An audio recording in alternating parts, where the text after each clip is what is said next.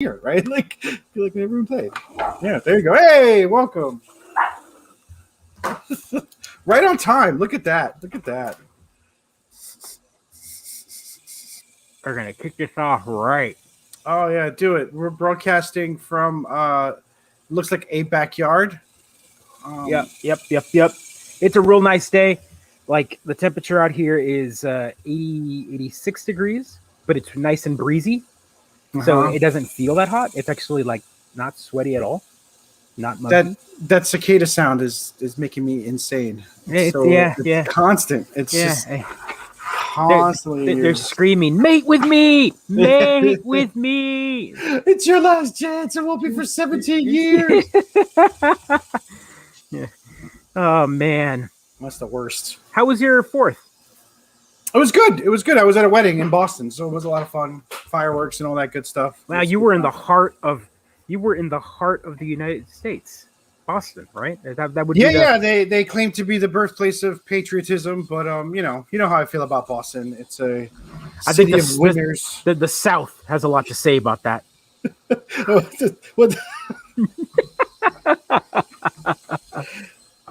What? Heritage, not hate, right? Is that what we're gonna say? Oh God! Oh, thanks for jumping on. Yes, I'd like to place an order. What?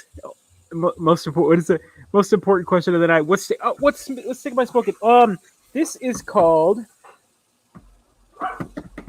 Os OK Rojas Los Tejanos. I guess it's a local one. I picked up a couple sticks, kind of a mix. And at what point in the process do you pull off that giant ribbon? That ribbon is about right here. Yeah, you smoke it down to the ribbon before you take it off. Yeah.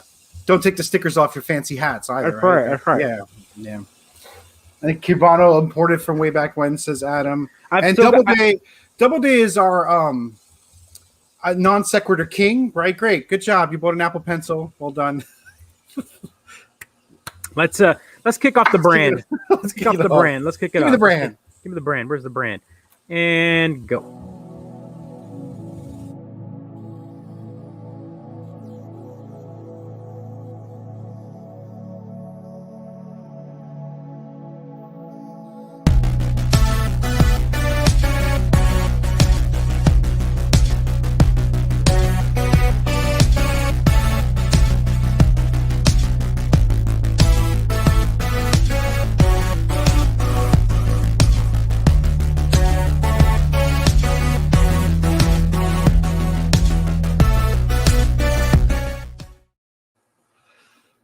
Welcome to the Mid-Geek Crisis, episode 132. I am Joe, handle the Afroman, and my partner in crime, Pedro, cautious online.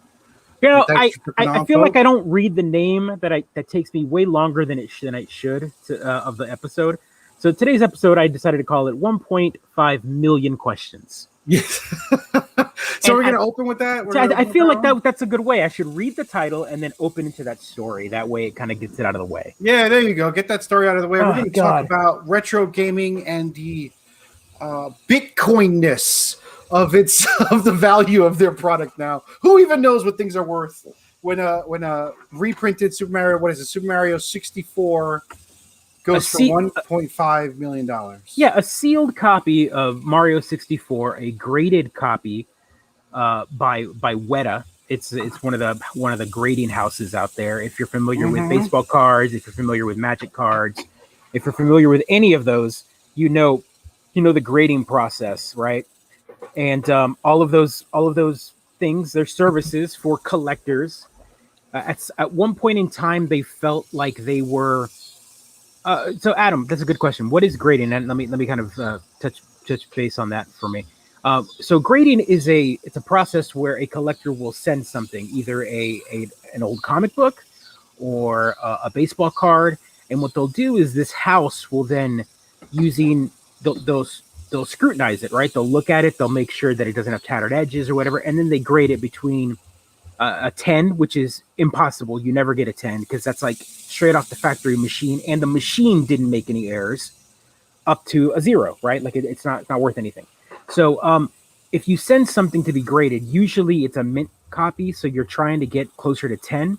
And I think this version of Mario sealed, it was saran wrapped, box condition, no creases, was like 9.8. Yeah, 9.8. So it was a 9.8 graded. The problem with this is these companies, once they grade it, and what ends up happening is the value of something. If you take a comic book that's worth $20 just in a bag, and then you send it to get graded, when you get it back, they seal it. They put it in a big plastic box, and it's like epoxied in, so you can't open it. That way you can't pop it in and out. It becomes an item with which you collect only. It is a collect item. Yep. You can't open it, you can't read it, and the value goes up exponentially to collectors. Mm-hmm. So an item that's $20 goes up to $150, $200 because it's now graded. Because this company says that it's worth that much. Well, you have to pay for that service, right? So already just grading it should add that value onto it. So if I have a $20 comic and it costs $20 to grade, that comic should now be worth $40, right? Because it's been graded by this company. That's a lie, Doubleday. You are not a 9. I happen to know you are broken inside. That's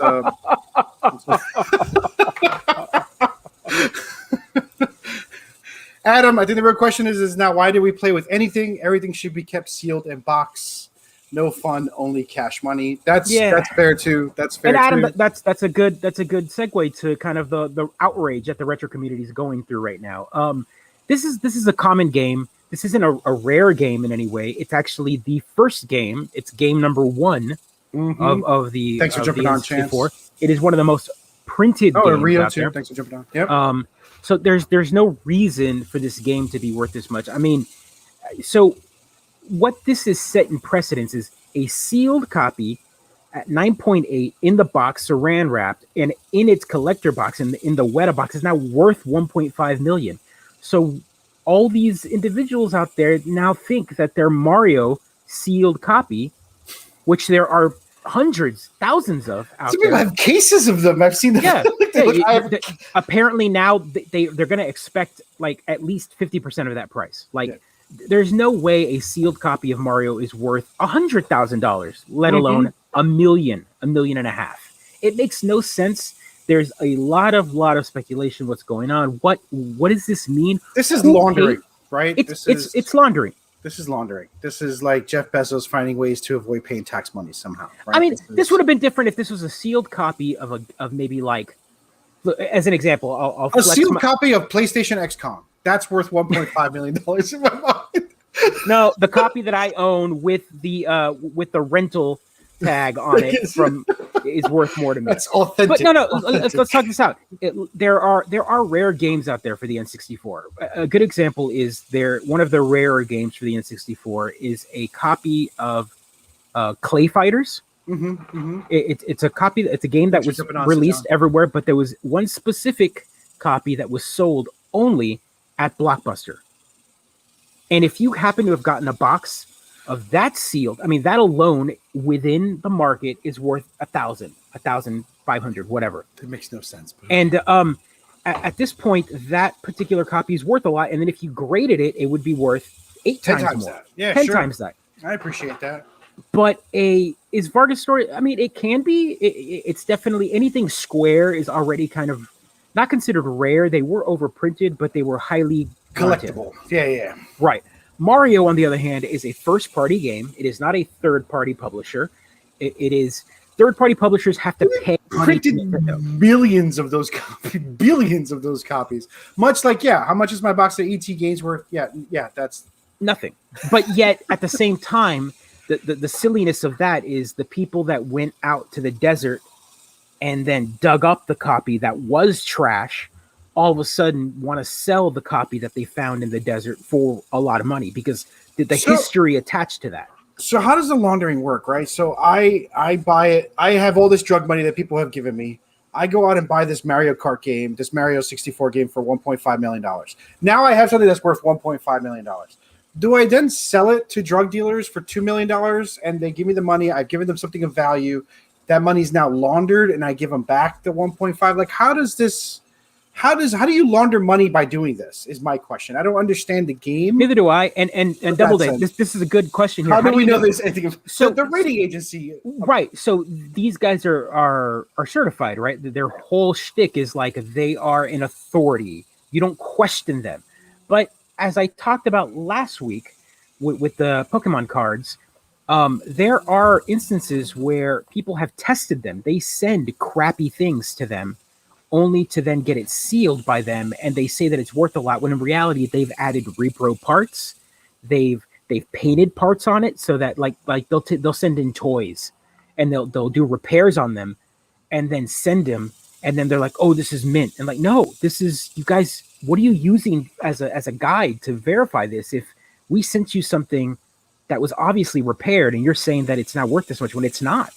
That's so you're right. How do we know that game isn't a reseal? How do we know that the box isn't a reprint? How do we know that the copy of Mario that's in there is a copy of Mario? We don't. We just have to take the word. And if this was a game that was worth $500, I'd be like, okay, well, someone's going to get scammed. But this is $1.5 million. That's way too much money to invest into something that you can't even see. So do we have too much money? Is that part of the problem? Are there people out there with too much money?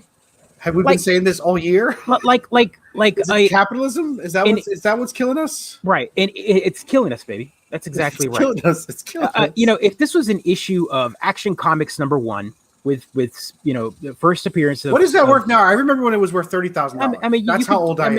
It went up. I mean, I think the last one I remember was like $600,000, something like that. But that's a comic from 1938. Mario 64 is a game that was made in like 97, 96. What price your childhood, Joe? What that isn't even my childhood. I know. Apparently, I was in college when that came out. Apparently, it's worth $1.5 million. A game that you could go pick up at any flea market. I mean, I have like 2 of them sitting on my shelf. They're Mario. Well, you've got $3 million sitting on your shelf. I know, shelf, right? Joe. So, as a joke on one of the groups that I'm on, I threw a picture of it with stickers on it and everything, and was like, I want $750,000 on it. Like, don't at me. I know. Don't at me. I know what I got. Because I mean, obviously, there you go. Vincent Zergilabo Action Comics #1 for $3.25 million. So you were off by an order of magnitude 5 times. Apparently, it's gone up by 5 times. But everything's gone up. But there are a lot more billionaires with too much money. That's a comic that was never sealed. It was always sold on a newsstand that could be open and read. Someone did read that comic when it was soda on it. Yeah, when it was tested. When the house that graded it, they opened it and looked at every page and verified that this was. They can't verify this Mario. It's in a box. But the rating agency did it. We trust them. We've invested authority into them. Thanks for jumping on, Tim. Also, Double Day, yeah, I did. I did use Adam's comment instead of yours. That's the kind of way we play things here. So, check your bins, check your attic, call your mom, call your dad, figure out if you have old games in that attic and sell them. Get your ruin the gaming market, ruin the economy. Ruin the gaming economy when we already knew that retro gaming was already kind of a bubble within a bubble. Now this game comes out there and ruins it for people that just want to play games. Mm-hmm. So you know what's sad? Even I find myself looking at my D&D collection of second edition books, splat books, and box sets, and thinking, "Wow, maybe I should just sell them and pay off my mortgage." Right? Like even now, I'm like, the bubble just keeps getting bigger and bigger. Yeah, and that's the sad part is cashing. We as collectors of things that we love, we now go, it's almost stupid to keep them. It's almost stupid to it. Like I don't get joy from them because all I see is dollar signs. It's ruined my joy for them, right? So right. It's sad because I feel like I've already brought them down to where I want it to be. And again, I'm planning a Mission Impossible heist on Joe's collection. You're going to need to bring a lot of vans.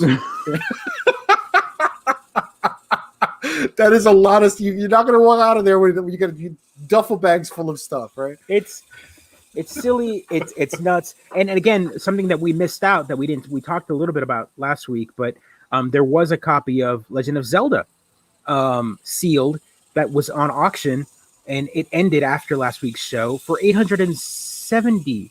Mm-hmm. Again, a game that was overly printed. It was in the box. It was gold, bro. It was a gold cartridge. Well, that was already the most expensive video game one of the most expensive video games sold. And they broke the record. And they broke the record a couple days later. Yeah. It's almost like these people have a lot of money and they want to break records. They want to be part of that experience as well. It does finally prove that Mario is more important than Link, though, right? That's what we finally learned here by order of 2. There you go. It's nuts. It's nuts. It's silly. It's a little bit of rage, but it is what it is. And I'm hoping that these guys get stuck with the hot potato, right? Someone is going to get stuck with this game. Stuck with the bag? Is that what you're going with? Yeah. Oh, that's brutal. All right, so let me just. This is the culprit right here, right? For everybody. Yeah. You wanted to see that culprit right there. That's the Super Mario 64. You can kind of see the little box. I guess this is like an image of it. That went poorly. There we go. There you go. Kind of see the image of it there with the 9.8 rating. Ridiculous amount of money. $1.5 million. I like how it's like made in Japan, pixelated. 78% fiber, I guess, for the paper. Yeah, I guess so. I guess. Still sealed. Yep, they can figure it all out. I guess they know. They have a tester. Who knows how that works? I don't know. Cool. It's like, I mean, I guess like if you can authenticate pieces of art, right? You can carbon date boxes. You can carbon date ink. There's all sorts of ways that you can. I can't wait for 1,000 years from now when some archaeologist digs that out of the wreckage of humanity and thinks to themselves, why is this sealed in a box? If I was so important. If I was Bezos rich, I would buy it.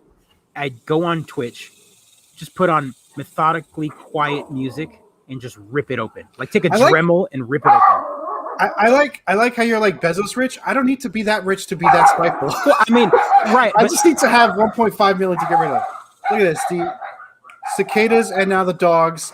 Is it almost 10 down there yet? Because I expect gunshots soon, right? Like, when do you celebrate nighttime in Texas? Is that? Oh, with the barbecue. What am I thinking here? There you go. Dog's gone. What else do we have? Do we want to talk about the meta world we live in? Is that the dog? He's on mute. Joe's on mute. Let's talk about LeBron James on our favorite video game. Can we talk about that for a second? What I like to do is talk about things that Joe's like, why is he talking about this? LeBron on Fortnite. Yeah, so he's on Fortnite. But I mean, we've talked about Fortnite before. We've talked about how you've got all these characters that get put on there. It becomes the crossover game, right? Like every promotion gets put on there. And I mean, obviously, right? So we've got he's rocking a Toon Squad outfit. Got taco shirt. That's King James. Sorry. Put some respect to the name. If it's gonna cross my lips, I gotta have it. I mean, like, are there no mountains this man cannot climb? Are there no countries this man cannot conquer? Right? He's now a video game Fortnite character in his Toon Squad jersey, right? So. Do we see Bugs Bunny coming soon? Do we predict the Looney Tunes coming in on the system? I mean, I can't imagine not to, right? Like at this point, if you've got Toon Squad, it's obviously a cross promotion with the Space Jam movie coming out next week or end of this week. Desperate for viewers on HBO Max. Is that HBO Max? Yep. Yeah. I mean, it's cool. I don't mind it. It's fresh kicks. Yeah, I like those taco shoes. The taco shoes, and I guarantee you, Nike's doing a promotion, and we'll probably sell those. They're probably going to sell taco those shoes. I love it. He's got like sweet wings. This is ridiculous. Yeah, well, that's his King James outfit, right? I am not as familiar enough to know him as King James. I just know him on the Toon Squad. Yeah, that's his nickname. That's what he goes by. So I always thought it was TOON. No, it's the Toon Squad. So. Also, the original is trash. Wow, that's a hot take on the. That's a hot take, man. Like, Space Jam might be. It's not. It doesn't. It's a movie. It's a movie. Sure. It's a movie for sure. King James like the Bible? What? Adam, yes, like the Bible. That's the Bible. Like the Bible. There we go. That's the hardest to take. Yeah, I mean, you're talking to the wrong crowd, man.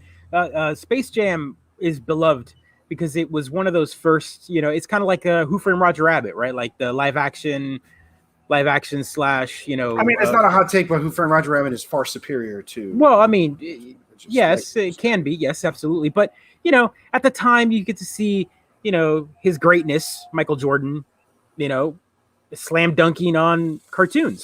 Yeah. This is true. I don't. Also, I have a fond memory of watching it, but I haven't watched it since. It's not a hot take. It's not a hot take. That soundtrack is fire. The original Space Jam soundtrack to this day holds up. I'm gonna have to check that out. It's great. It's great. Does Michael Jordan sing on it? Is that what happens? No. It's just got good hype music. Like to this day, they still play some of that music in like sport arenas and whatnot. So, yeah. To this day, they still play Space Jam in sports arenas. Yeah, I Believe I Can Fly is on there. I know. R. Kelly, etc. But etc. Well, I bet everyone on that album has a problematic story at this point. Of course they do at this point. Yes, it's classic nostalgia. You're right, Rio. It's trash. It's classic nostalgia. Let's be honest. Almost everything that came out of the '90s was trash, right? But He's right. Yeah, how can you not like Space Jam? It's got Michael Jordan. It's got Kramer. It's got Bill Murray, R. Kelly. It's got the Looney Tunes. Like Danny DeVito, I think, does a voice on it. Like it's Rolls great. is on here saying he took it personal. It's rare that Rolls would take something personal. I know, man. Here we are. Here we are. What else do we have? What else? Yeah, that's good. Yeah, the movie doesn't hold up as a good movie, but it's a nostalgic classic, right? That's a good way. Well, it's capitalizing on so many flashes in the pan moments, right? It's like Scary Movie. That's not a good movie, but it was perfect for the time it came in. Yeah, it was making fun of a phenomena. It was involving actors that were hot at the time. Like there wasn't. It's no Die Hard. Really, Doubleday? Really? But let's talk about this here as bad movies and nostalgia in general. This past week, I was in town with my folks, and my dad was like, "Hey, I want to go see Fast 9." And I was like, "Oh, I haven't seen Fast 5 through 8, but okay." So I went to the theater to see this movie. Nothing is stronger than family. Nothing is stronger than family. Holy moly. I have to give respect to the writers of this movie. They know what they're doing. They literally wrote one of the characters to be the fourth wall breaking character. Like his entire shtick in the movie is like, what are we even doing here? How are we not dead yet?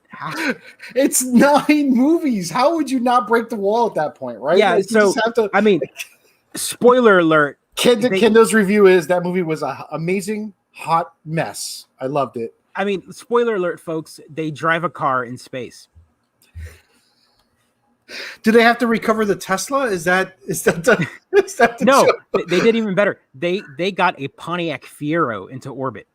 Oh my gosh. Why? Why? Not only that, they dock with the International Space Station. In a car? Tell me that's not one of the greatest cinematic moments ever. Man, and I thought Jason in Space was going to be the I feel like you're lying. I am not. I wish I was. It was in the trailer though, not a spoiler, right? Yeah, it's totally in the... Yeah. Well, I mean, but if you haven't seen that's a straight moment right there for you. Yeah, I mean, so like, right. If I remember, Fast and Furious was about cars. Even the dog is pissed about this. Yeah, so that was still about cars. That's about parking a car in the space station. I don't understand how that's not still about cars. So, Rolls, that's interesting because, like I said, I haven't watched anything past 4. Like I haven't seen 5 through 8, and so like the last one I left off was kind of about cars. Still, it was mostly about cars, and there was still kind of like a sinister crime plot in reality, but it was still kind of like a hey. We're going to use fast cars to get from point A to point B because they are fast cars. Now the cars are like characters. I mean, like example, Vin Diesel's character Dom. He's got this car. It's nothing stronger than family. It's the hero car, right? If you're familiar with movies, like the DeLorean is considered a hero car. The Knight Rider Kit is a hero car. It's iconic to the character. He's got this car. John Wick's car. What does he have? Yeah, the Mustang. The Mustang. That's the Mustang. The Mustang it's the hero car. It's the car that attached to the character, and they're as iconic together, right? His hero car is in the movie every time he's in it, right? And they jump around the globe. Like 1 minute they're in Germany, the next minute they're in London, and the car is there with them. So you have to wonder, like, is he driving it across the ocean? Is he flying it? Does he have to buy a ticket for the car? It's my it's my support animal. I have to have it on the car. It's my emotional support animal. He just loads it. He just loads it on American Airlines, and they're like, well, no, real. So you're right. The cars have always been characters, but like, an example, the first one, there were three particular cars that were famous, right? Like you had the orange Supra, you had like the green Eclipse, the Mitsubishi Eclipse, and then you had his Charger, his dad's Charger that he was scared to drive, and that's what happens at the end of the movie, right?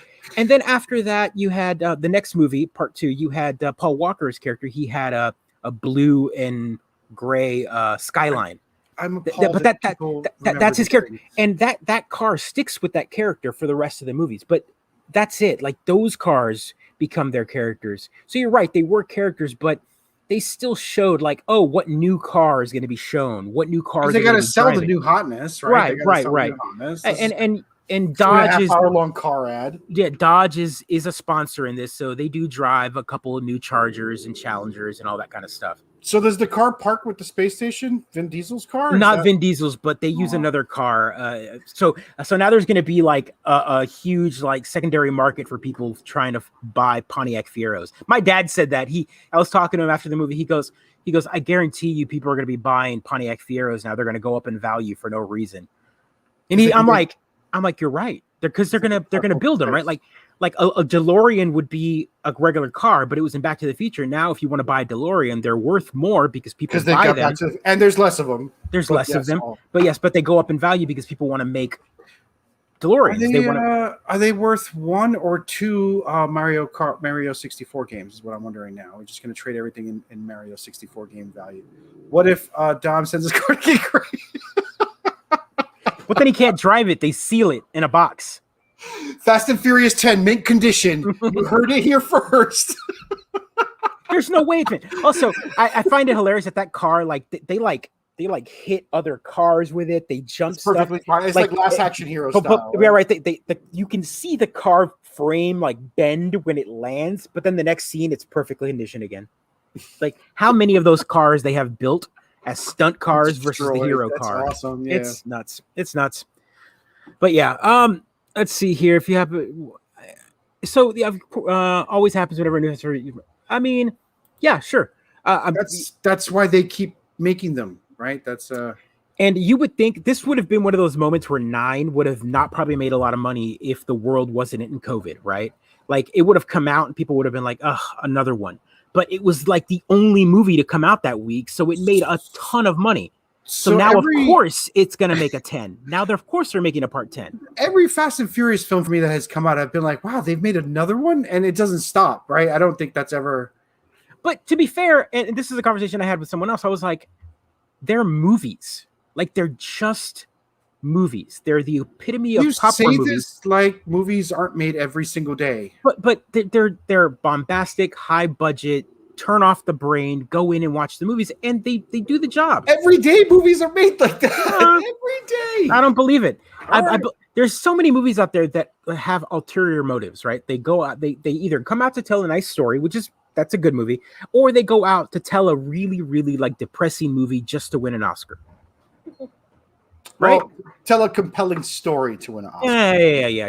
You say compelling, I say let's put 3 rape scenes in it. And then mean, Apollo 13 was nominated for Oscars. Braveheart, Titanic, Avatar, right? So okay, you're right. Are we throwing Avatar in there and not saying it like it's Fast and the Furious? Please. Dances with Wolves and Lord of the Rings. Lord of the Rings. These are all movies that have Dances with Wolves, the problematic Native American movie where the white savior comes in, right? Last of the Mohicans. Yeah, you know what? We might be. Yeah. Apollo 13. I shouldn't. No, I should. Why doesn't the bot stop that? Like, why does the bot stop all caps and not that? Avatar is trash. Chance, yes. And we're getting 3 more. All movies with Avatar in it is trash. Let's just put that out there right now. Not a hot take. Not at all. Wait a second. 3 of them? I feel like they've been promising a sequel to Avatar for 30 years now. He's just filming all 3 of the next ones in a row. On a planet far away? Is that? Oh yeah. Well, it's James Cameron. You know, he like made a planet and like decided to film it there, right? Is that how it works? Rio, Chance, which Avatar? The answer is Gary Oldman. All of them, right? Like all of them are bad. There's not one Avatar that was good. The James Cameron Avatar is bad. Avatar: The Last Airbender, both bad. Both. There is no Avatar: Last Airbender movie. They're just both bad. There is no just like there was never ever a live action Dragon Ball movie. Was there? There was never a live action Dragon Ball movie. I'm having. Why would you bring it up? Oh my god! Yes, Chance. This is like Chance he's like the last Avatar Airbender series is great. Yes. Fantastic cartoon. We all agree on that. One day, I hope they make a cinematic movie based on that series. That is, a good movie. But to this day, they have never made a live action movie. Tough crowd.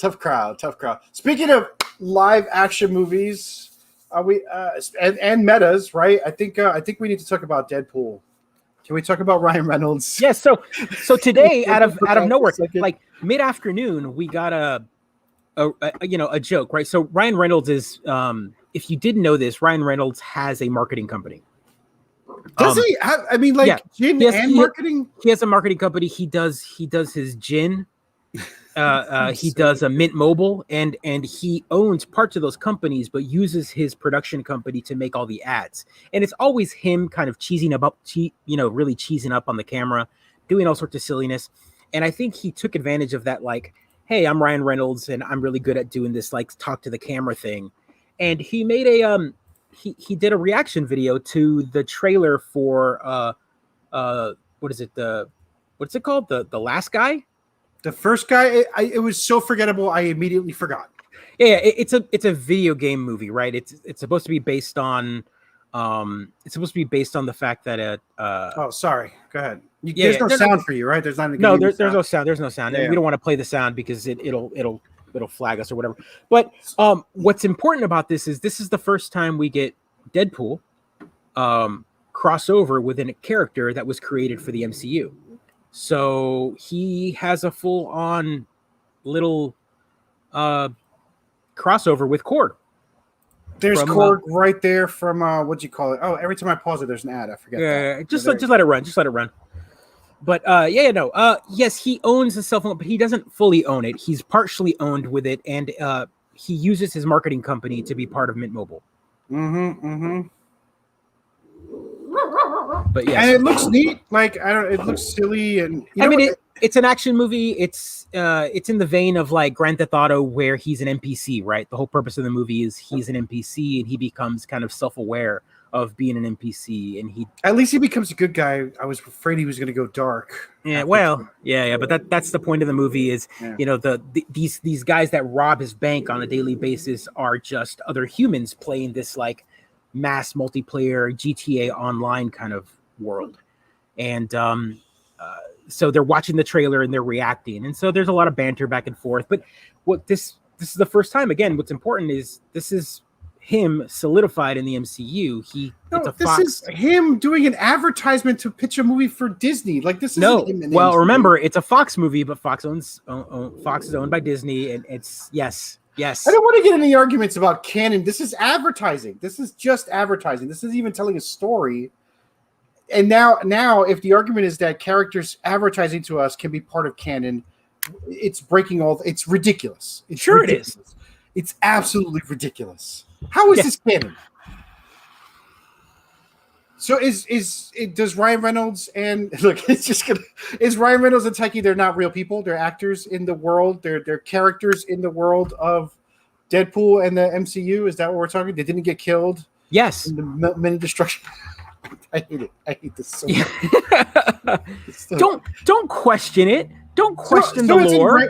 It's interesting because I feel like Deadpool broke like 35 walls with this, right? Well, like that's his shtick, he's right? Broken into the MCU. He's read a comic book, folks. That's what he does. Now I need a video of like Ryan Reynolds reacting to Deadpool, reacting to Ryan Reynolds, right? Like I need 3 layers of meta here. We got to go deeper. We have to go deeper. Is what I need. And then hope just so you know, we're reacting to them reacting. Yeah, that's true. We're reacting to. It's too much. And who even needs to make content anymore if all your content can be made off of other people's content? You know, I laugh about this, but reaction videos get so many views, and it makes me so angry. Yet we're doing it right now. We're not really doing. I guess you're watching me react to it. Yeah, but we're reacting in a not. I don't know. I don't know. Are we better? Are we better? You're not wrong. Ryan Reynolds is Deadpool, but also Deadpool is Ryan Reynolds, and right. And what's great about this also this can solidifies. We have Green Lantern reacting to Deadpool, reacting to Ryan Reynolds. That's where we need to go next, Ryan Reynolds. That's where we need to go. I'd pay for that. You would. I would. I'd pay for that. So August 13th, The Free Guy, that comes out, and it does not contain Deadpool or Korg, but and is that on Disney? Is that on Disney Plus? No, it'll be on theaters. I mean, the world is open. There is no pandemic anymore. I don't know. Black Widow came out on Disney, so I was like, oh, that's weird that this one's coming out. Yeah, that was the one that they had promised, and so are we getting Dune? Are we still getting Dune? Or is yes, that we are. All right. Yes, we are. Yes, we are. But I'm still going to go watch it at the theater as well. So, Chance, here we go. I think DC is trying to forget that film being Green Lantern. I will never forget, and I will bring it up every chance I get when I see Ryan Reynolds. You know, every chance. No one is allowed to forget that film because it was such a massively terrible film. Massively terrible. The worst in the DC universe. I liked it. I know, of course you did, because you like garbage DC movies. We've established this in our canon. Your enjoyment of comic book movies is unrivaled. You will like them all. Unrivaled. I love that movie. I hate the villain. I think the villain is stupid, but I thought it's a smoke beast. It's a smoke beast. Isn't yeah, it? The big smoke. The parallax is a giant. It's bad. It's a bad villain. Bad villain. I don't know, but I liked him as Hal. I thought he was a good Hal. I could like Ryan Reynolds literally playing any character in any universe ever. No, but let's be fair. Robert Downey Jr. of he could play any character. No, because he doesn't play a character. He's just Ryan. Yeah. He's Ryan Reynolds as Green Lantern. He's Ryan Reynolds as Deadpool. Deadpool is Green Lantern. Like it's all the same character. There's no differences in these characters. It's like he does just fine. The worst DC film is definitely wow, that's a hot take. Yeah, I mean, it's literally the only one I liked. What does that say, folks? I'm a bad person, but we know that in the canon as well. It was well executed, at least. I still haven't seen the Snyder cut. Right, that's really my fault. Because you don't have 4 hours to set aside. I don't even have 40 minutes to set aside to bother watching the first segment of it. Right, I literally have a jail cuff on his ankle. He must report to that basement every Tuesday. If he doesn't, I think it blows up. I think I have it wired to explode. That's the only way I give him 1 hour. Whatever I'm doing, the Snyder Cut of Justice League comes up, and I'm like, "Fuck! I guess I'll go to the show." I'm forced to watch this movie every time. That's right. Jesus, double day. Keep it clean.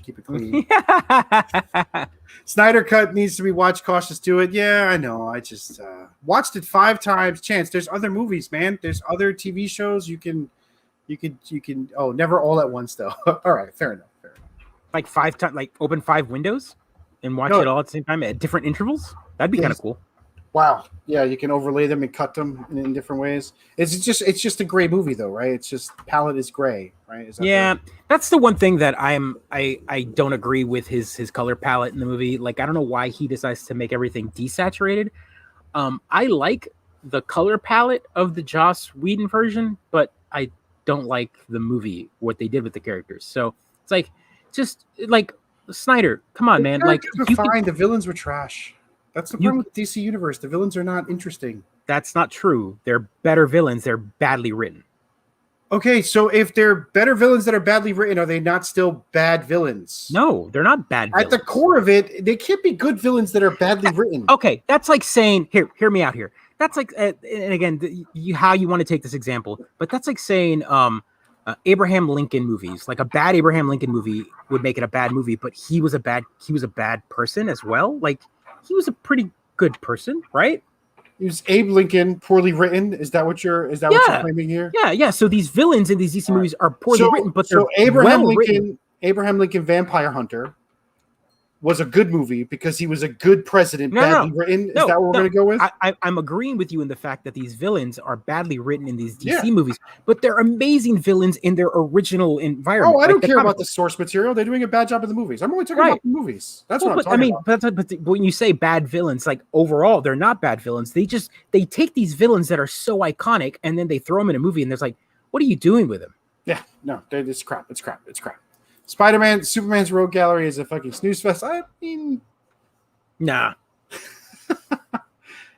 There aren't better villains besides. Chance, you're in the wrong channel, man. You got to go somewhere else with that garbage. So what's interesting about that is yes, he's right. But the only, and again, my argument here would be that the Batman villains are better villains because they've had a lot more media to flesh out. Like an example, we all know, like, you ask anybody about the Batman villains and they're like, oh yeah, I remember them because they all watched it on the animated series. They all know who Clayface is.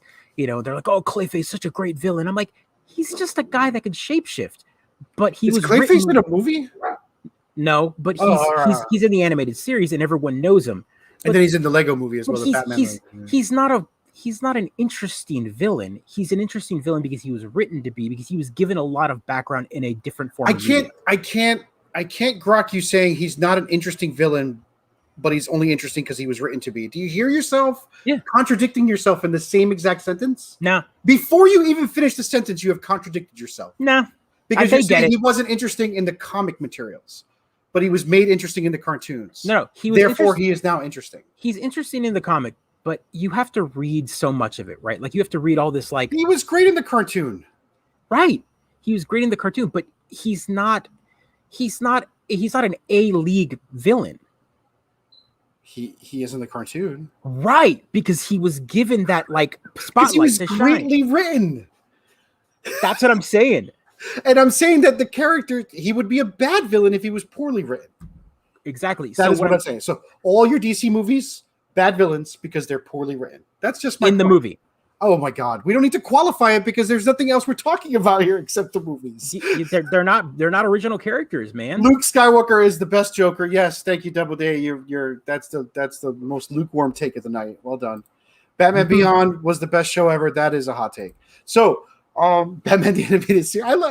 People love us talking about Batman because they always want to talk.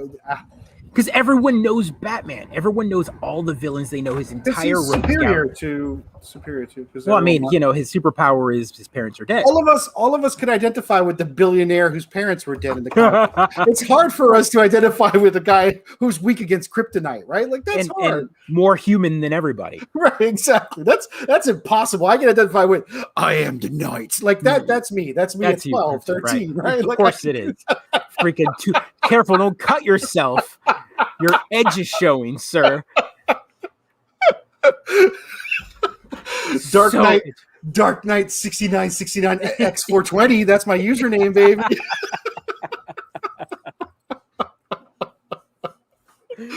Oh man! Again, a perfect example of this is Spider-Man, right? Like the Spider-Man Rogues Gallery. Everyone knows him. Like everyone's like, "Ooh, the Shocker! That's the Shocker!" I'm like, the Shocker is a terrible villain. Like he's a bad villain. Isn't it Electro Man? I thought it was Electro. No, that's another one. There's the Shocker and there's Electro. Right. But everyone knows them, right? Which one's the worst? I think the Vulture's the lamest of all of the Spider-Man's heroes. The Vulture's the lamest. But they got Michael Keaton to play him, and they make it interesting. They got Batman to play him. Is everything okay? Is there an explosion happening on the? I don't know. I don't know what's going on. I'm sure everybody's okay. He's being interrupted here. What else do we want to talk about, folks? Do we want to talk about Emmy nominations? Do we want to talk about? Well, no, let's before we jump into that, because Mandalorian is, I mean, just a quick segue to that is Mandalorian got 23 nominations. All of the nominations. I got all the nominations. It's fantastic. Let's talk about Loki. Okay. I mean, like it's finishing up tomorrow. I guess that was news to me. I didn't realize there was only one more episode. I watched 5 of them. Are you all caught up? I am all caught up. I'm excited. I'm thinking about staying up to watch it, but we're gonna probably watch it tomorrow. So. I want to be Loki so that I can have sex with all the Lokis. I just want to make that clear to everyone. Now, I want to ask you: is Alligator Loki at the top of your list? He's definitely in the mix. I'm just going to throw it out there. That's definitely in the mix. Loki Gator is yes, man, yes. I'm just going to throw it out there. Yes. So, is that disgusting? Is the question, right? Is making out with your alternate universe other disgusting? Your variant. It's not even. It's not. You're not related at all. Entirely different timeline. Is it masturbation?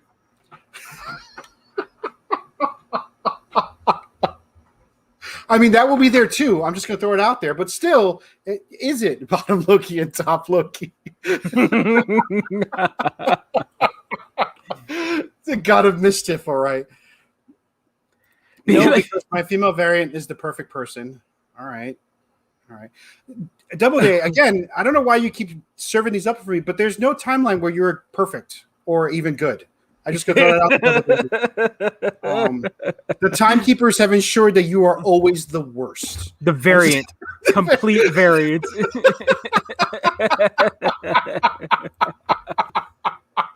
Well, we love you. Thanks for coming on. We love you. Thanks for coming on. So let's talk about this. Again, you've watched up to this day. We're going to try to keep it spoiler free. Hopefully, everyone in the chat has been watching it. It's kind of, again, we talked about why don't they drop this on day one, because we are still talking about 6 days. We are later. 6 weeks later after the show, and we're still talking about it because it has been fantastic. It's good. It's good fun. I think it's better than WandaVision. I think it's more interesting than WandaVision for me. WandaVision started off so strong and then got boring by the end. This one has stayed strong for me, at least. Through it. The introduction of multiple Lokis have been awesome. Yeah. So you're right, Rayo. The legends of Loki are wild. If you get the chance, go read some of the source material.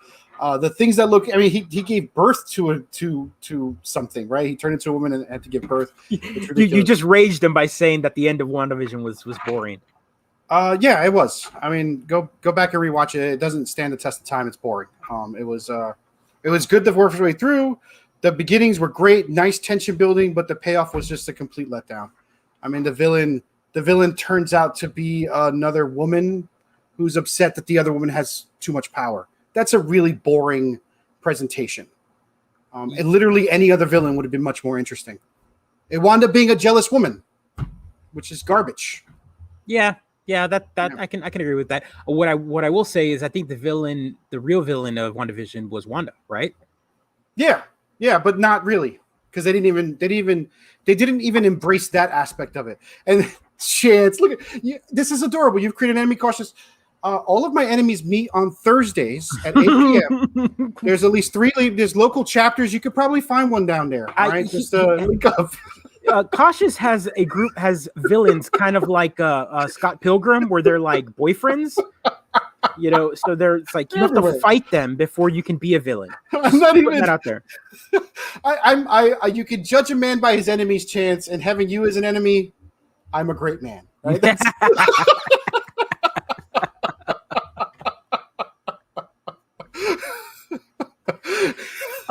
The amount of story that's being told in Loki has been fantastic. I think the redemption arc that we get in Loki has been great. It's definitely I was telling the wife that this is definitely one of those times where we watch a movie, right? And you're given a villain and you like the villain because he's not a complete asshole. He's just like he's a likable villain. And you want to know more about that villain, but then he goes away. Like they kind of throw him away.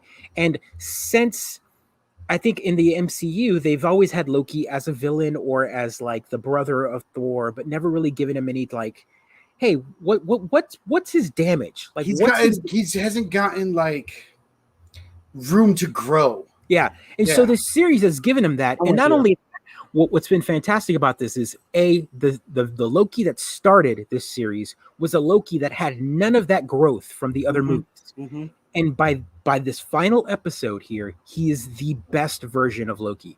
He has learned from all the mistakes of all the other Lokis. You're hoping. I'm hoping, right? Hoping. I mean, I'm hoping. I don't know where they're going to end this. I guarantee you they'll end it on a cliffhanger with him, like, obviously not happy. But that said, which is going to make him my favorite. I'm like, nobody should be happy. Nobody should be happy, right? But definitely a whole new character has been created here with this version of Loki, and I'm excited.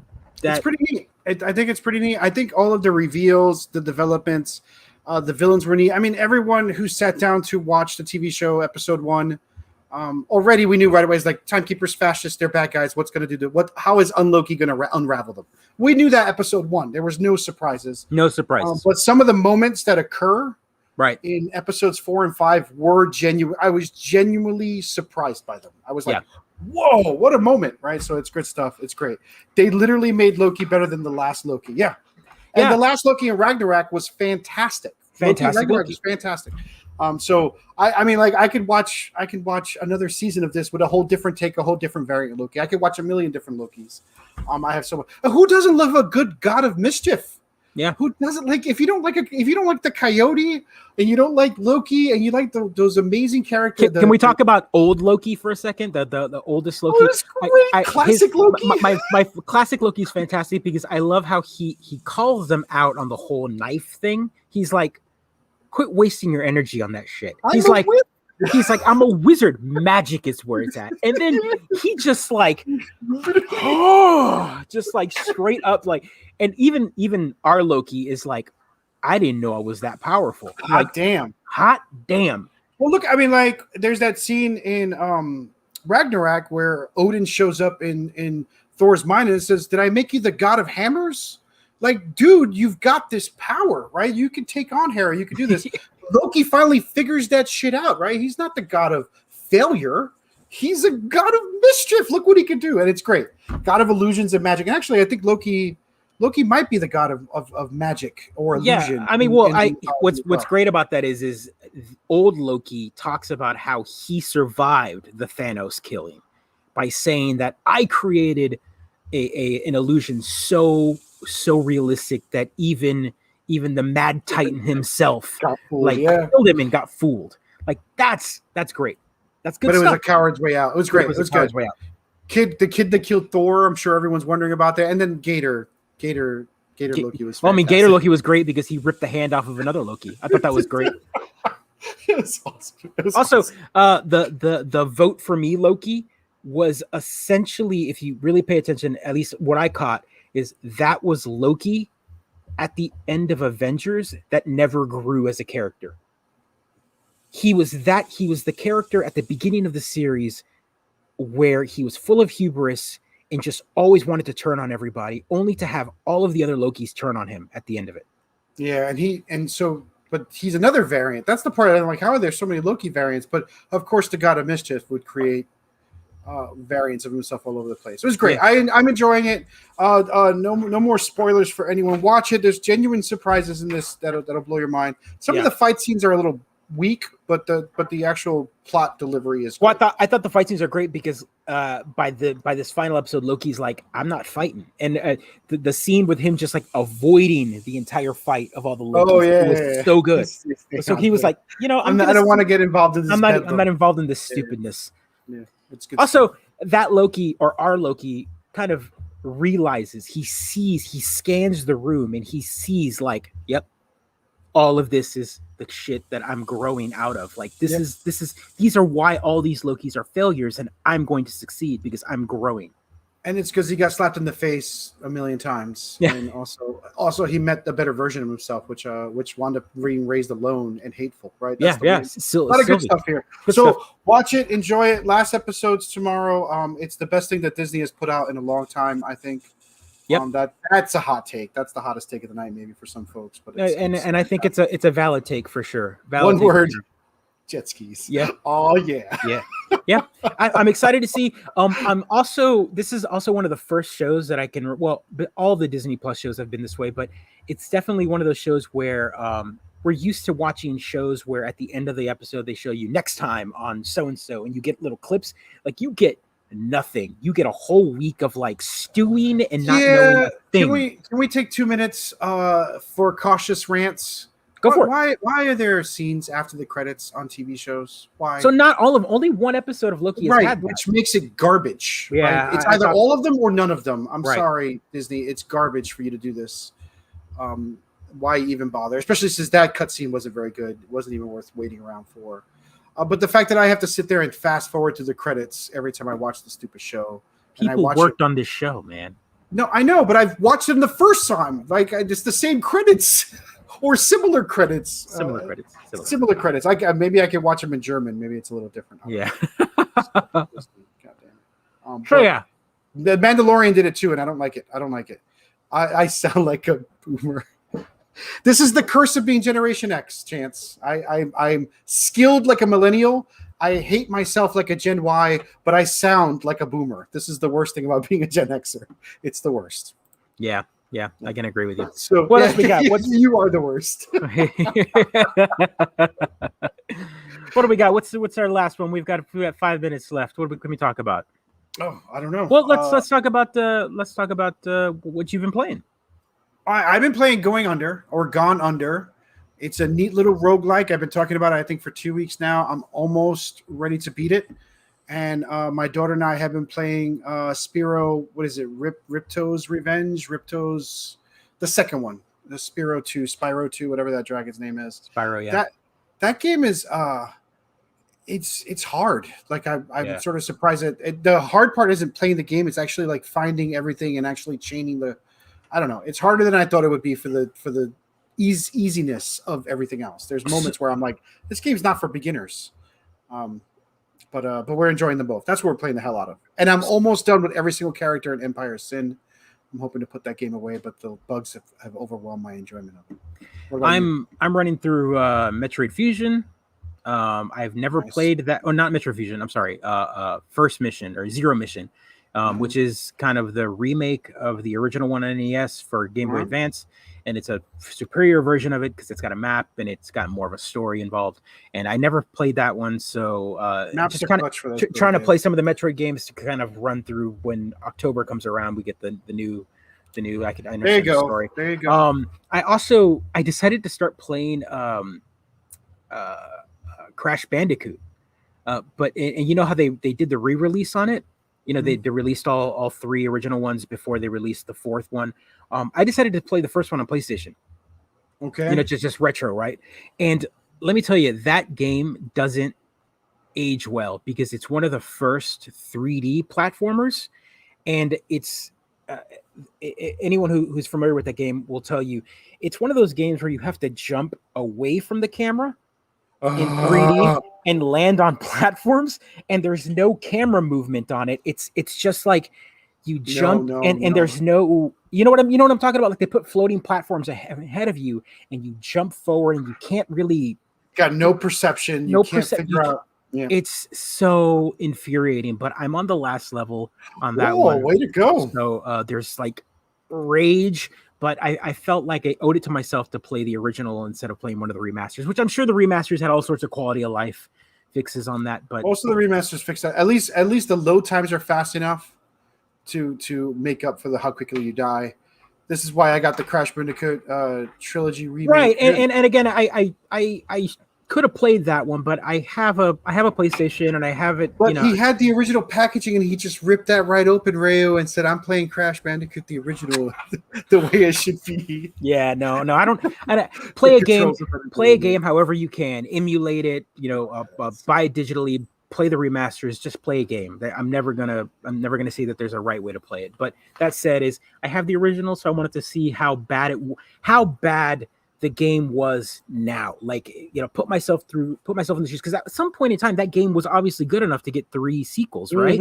So it was the right time. But it definitely, it was so early in its like style of gameplay that we've improved on that 100% since then. We've learned that you can't make jump puzzles. Like that's one of the banes I remember growing up in video games was like, oh, these puzzles these jumps are impossible. Why would they do this to us? Well, good stuff. I think I'm 40 plus hours into Final Fantasy VII. Don't get stuck on those chocobo races, bro. Yeah, no, I'm past that. I'm on disc 3, so we're almost done with that too. I decided to play again the PlayStation 1 because that's ludicrous. Yeah. I started up Mass Effect and I was like, I don't have the energy right now to beat this again. Well, you said you started playing that, but that's a game you're playing the remasters, and you and I talked about this. They did do quality of life.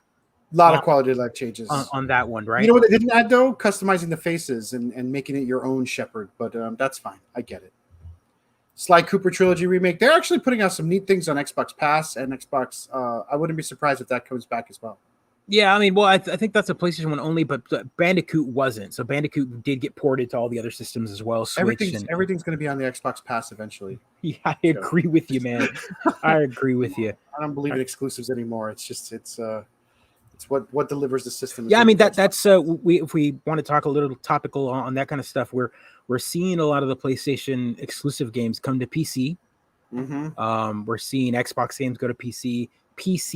I remember the argument was just get a PC, but let's talk about the fact that you can't afford a PC right now. Like it's definitely the harder console or system to own or pay for right now. So, but only if you're a filthy casual. Only filthy casual, right?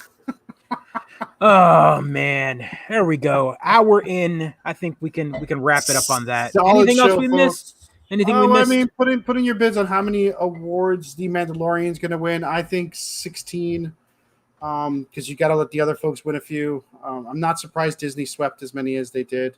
Yeah, no, I mean they dominated COVID. They dominated 2020 with their TV. Remember Ty the Tasmanian. That's a game. I think they did a remake of that. They did a remake of the first one, and it didn't do very well. But I think they brought that one back. So, do you remember Fur Fighters and Fur Fighters Part 2? It's one of the few games my wife played the hell out of. Just nonstop Fur Fighters Part 2 all day long, every day, rescuing every single baby. And she keeps asking me probably once every 4 months, have they remade that game yet? And I'm sitting there being like, you're the only person who knows this game because I had to sit there and watch you play it. Do you remember this game? Do you remember how difficult and interesting it is? Yeah, they did an HD remaster of it, and I think that's the one of Ty. Yeah, of Ty. Yeah, but they did a remaster of Fur Fighters 2. I looked it up, but they haven't done a full-on remake. So if you get a chance, play that one because I remember being a difficult first-person furry shooter, which you might enjoy. The wife asked me earlier today. She goes, "What's the worst fighting game that you've played?" Because I was playing Bloody Roar 2 on PlayStation, and it's just like a Bloody Roar. It just sounds so edgy and 90s, and not the best of mechanics of fighting games, but definitely like a fun thing to play. What do you think was the worst fighting game? Or how about this? What's the worst game that you can think of from a specific genre? Like a game that, how about this? She asked me the question. She goes, what's a game that you purchased and then were completely disappointed about after you paid the money? Purchased and were completely disappointed about. Chat, feel free to jump in on that one. What's a game that you bought that you paid money for? You paid the $50 or whatever day one, and then you popped it in and you were like, this is bad. For like no specific reason? Is that... Oh gosh, that's tough. That I have to think about that some more. But like a recent one I paid for.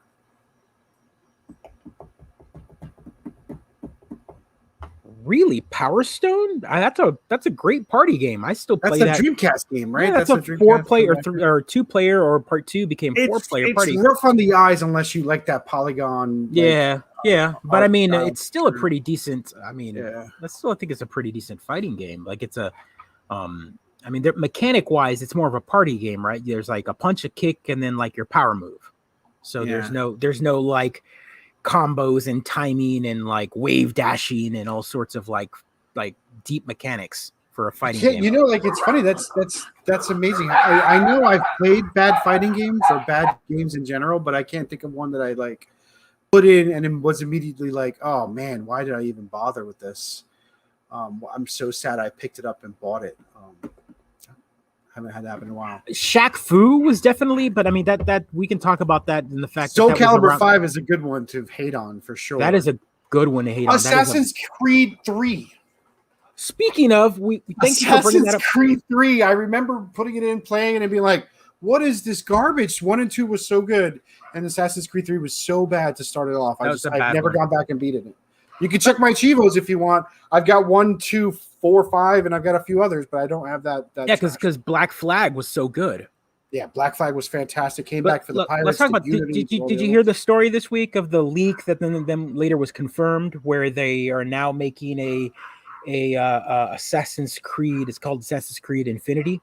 Yeah, like an MMO, a long life game. They're making what do they call that now? What's that content? What do they call it? Like a game that's just a service, a service. You know, what do you think about that? I mean, because I know you like the games and you really like to like. I like the Assassin's Creed games. I dig the history. I don't know how they would make that into a living game where they're always patching it, but I feel like they're coming way too late to the business model, right? Like every living game that's come out since doesn't do well anymore, just because it's too. Well, there's too many. You can only there's too many. There's only one or two people who dedicate their time to. You can't get people to dedicate time to it, right? And I mean, like Fallout tried, right? And they just did not do a good job of it. Right? That's funny you say that, because Syndicate came out as a secondary game when the first one that came out on Xbox One, the Paris one. Unity came out. Syndicate came out on 360, even though they already had Unity out. Mm-hmm. But from my understanding, is Syndicate was actually liked because it was one of the first ones that had like multiple assassins and you had like jobs and roles. It was like Syndicate was fantastic, right? It had everything about Syndicate was right. It was also single player. Unity tried to incorporate multiplayer aspect to it, and it crashed, and it didn't connect it. There was a lot of connection issues, and then you're playing in France, man. Who wants to play in France? No, I kid. It was actually really good, but I like Unity. 7 months after it came out, it had such a rough launch because of all the multiplayer aspects that folks that poo-poo Unity all day long. Syndicate that engine was optimistic, right? What happened was they built it, and they're like, we've got new consoles. Let's make it really powerful, and it looked took beautiful. 7 months to get it right. But then they had to like downgrade the engine to make it run better. But I had one night where I had both my brothers on, and we completed a multi-room assassination without being spotted once, and that was so much fun. Yeah, there was one moment in that game where we all managed to do it. Rita, go back. Black Flag now is fantastic. The boat. I mean, maybe you hate the boats. If you don't hate the boats, you can't play it. But it's so good. From a design perspective, right? The way they move from different types of plays, blah blah blah. No, because 3 is so bad. It was the Revolution one. That's a bad one, and that one left a big sour taste in people's mouths, and people didn't. They also changed the controls. They made the controls dumb. Like it's ridiculous what they did with 3. If you want to ever come back to Rio, I think Assassin's Creed Syndicate is one of the best examples of it recently. I haven't played Origins or Greece or whatever that one's called, Greece and the other one. I haven't played those. Odyssey and Origins or Valhalla. They're on my list, but I haven't come back to buy them yet. So those are games. Those are my 100% games, right? So if I put them on, you won't see me again and the problem with that is and the biggest complaint that we got of Valhalla was that it's a game that you can tell Ubisoft created just to pad, right? Yeah, it's a game where they're like, let's add 500 fetch quests and make the main story really short, but you can't complete the main story unless you do all this minutia bullshit. And I hear Odyssey and Origins has similar sort of like grinds that you have to get through, so that's why I haven't picked it up yet. I know I have to be in the right mindset to do those kinds of grinds. Much like Octopath Traveler, I have not been able to get myself into the right mindset for a grind just yet. Actually, I should say, my grind energy is on Empire. All you really want to do is play tactics again. Yeah. You're not wrong. You're not wrong. Tactics are a good roguelike, which apparently, I mean, if you asked me 5 years ago if I had time to play a roguelike, I would have been like, no effing way. I hate them because I like to make progress. But roguelikes nowadays are so nicely tuned. Well, they've learned from all the mistakes from the early roguelikes, right? They're so good. They're so much fun. Gone Under's a great roguelike. What's the other roguelike? Undermine's a great roguelike. Well, the one that you hated was what's the one with the neon weapons, the ones that you're in a nightclub and you go down and you kept trying it over and over again. I beat that one. I mean, I did that one over and over again, and I beat it eventually. But you didn't like it, right? I hate played it. Maybe I don't know. I did like it by the end. I just had to figure out how to play it. Right? Yeah, I didn't like how light it was. It was too light. I wanted a deeper. It was too randomized. Have we got Hades hasn't hit the Game Pass yet, right? But it's August. Going to. August, I've already pre-installed it. So nice knowing you, everybody. It's been great talking to you all year. Come August, I will lose my job and my family as I play Xbox nonstop. I haven't put it on the Switch because I was terrified of how much I get addicted to it, and I know it's going to happen on the Xbox. Yeah, they did change the mechanics and made it a little Dark Souls-y, like, and that's because, you know, you've got an established franchise that's losing steam, and you've got a mechanic that everyone loves, so then you take that mechanic and add it to your game. You bolt it on. I don't like the Dark Souls. I hate that everyone loves this, and I don't like it, but it's fine. Whatever. I dig Vikings. So... good show, everybody. Good times. Let us know what you're playing. Let us know what you're watching. Chat with us online. Yep. Rolls isn't here right now, but we haven't said it in a while. I think he opened the show talking about Odd Job. Odd Job is still cheating, folks. Play some multiplayer games. Sunday, I am playing Rainbow Six Siege. I'm going back to that, as it's been a while. I popped it into the Xbox One, and it is beautiful on the Xbox One. I got it set up, and I'm going to sit down and do it this week. Without fail, I'm going to sit down and I'm going to stream with a couple friends. We're going to sit down and I'm going to play a game of Demio. And I talked about it last week, and it's been Can't wait to watch. Phenomenal game. Again, it's a VR game. It's a top down. You're sitting in a basement. You're playing a D&D like game. You mean like this basement? Like that space right there, right? Right. And you're playing a character, you roll a dice and you run through a dungeon. It's like a roguelite, so the dungeons get generated with three virtual friends. That's awesome. Three virtual friends. What's great about it is the instance or the story, the campaign is only 3 floors of the dungeon, and then you end. And so you can get it done in a night. You can get it done in a night. You sit down for an hour and a half, you play 3 floors, you kill the main boss, the story ends, and then it kicks you back out. And then you could play the new chapter, and they're going to be releasing new chapters for free. And put it on, man. I can't wait to see it. Minus the role playing. You know there's going to be role playing, though, Ray. They're going to role play their characters. You role play a little. Like you definitely you play the assassin or you play the ranger, and you really get into the role. Do you want to know how Joe role plays? Joe role plays by rolling ones every chance he gets. That's how he role plays. I do. I'm infamous for rolling when I'll roll 20s on my perception at the beginning of the game. And then, when it comes time to throw, I've got the villain in sight, and he's in the distance. Hunter's mark. I've done everything. He's ready to die. I need to make the shot, and it's like plink, complete miss. That's what happens. Just That's what happens. It's the worst. It's also hilarious. It's the worst and hilarious. Maybe I should make a Joe token for whoever rolls 1 for the first time. You really should. I'm surprised you haven't implemented it. I'm gonna make a little one. Just rename the +1 to the Joe token, and I'd be honored and yet terrified because I know it's gotta cancel out a critical fail. So folks who don't know, when I run a D&D game, I have what's called the +1 token. And what the +1 token is, if you miss a roll by 1, so if I tell you the target number is 15 and you roll a 14, you get a +1 token you can then use to add to any roll in the future because you only miss by 1, and that's right. That's you don't get the roll, by the way. So if you miss by 1, you miss. You get the +1, and the next time anyone else on the board misses by 1, you can give that token or you can use it. Or you can use it on your own to add +1 to damage if you think you want. So you can basically stop the next time someone misses by 1. We might have to add a turn of 1 into a crit roll Joe token for. I'll send you a screenshot of me so that you can use my face as the token. I'm totally okay with that. Let's do that. All right, folks. This has been the Mid-Geek Crisis. Thanks for joining us, Rio. Rose, Rita, everybody that jumped on. I can scroll up these names. Adam, Chance, you and I, enemies forever.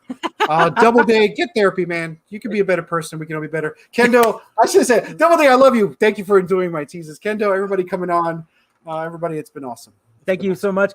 I love you. Episode 132. 132 in the can. Amazing. Take care. Be kind.